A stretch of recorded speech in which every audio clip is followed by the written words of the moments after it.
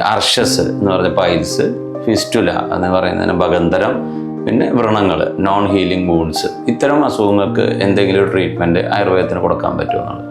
വളരെ അധികം കഴിവുള്ള അത്തരം ചികിത്സ ചെയ്ത് പരിചയസമ്പന്നരായിട്ടുള്ള വ്യക്തികൾക്ക് ചെയ്യാൻ പറ്റുന്ന ഒരു ചികിത്സാ രീതി ആയുർവേദത്തിലുള്ളത് ക്ഷാരസൂത്രം എന്ന് പറയും.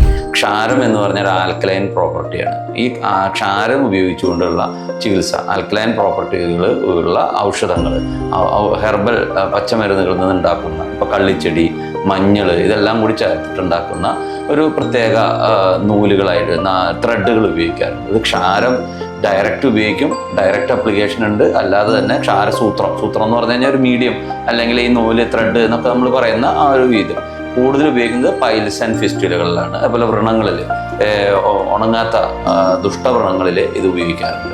ഇത് ഉപയോഗിക്കുന്ന വ്യക്തികൾക്ക് നിശ്ചിത സമയത്തിൻ്റെ ഉള്ളിൽ ഇത് അപ്ലൈ ചെയ്യുകയും തിരിച്ച് അത് അവസാനിപ്പിക്കുകയും വേണം. ഇല്ലെങ്കിൽ വളരെ അപകടം പിടിച്ച ഒരു രീതിയെ മാറുകയും ചെയ്യും. വളരെ പ്രസിഷൻ മൈൻഡായിട്ടുള്ള ഈ ക്ഷാരസൂത്രവിദ്യ വളരെ പുരാതന കാലം മുതൽ തന്നെ ഉണ്ടായിരുന്നു.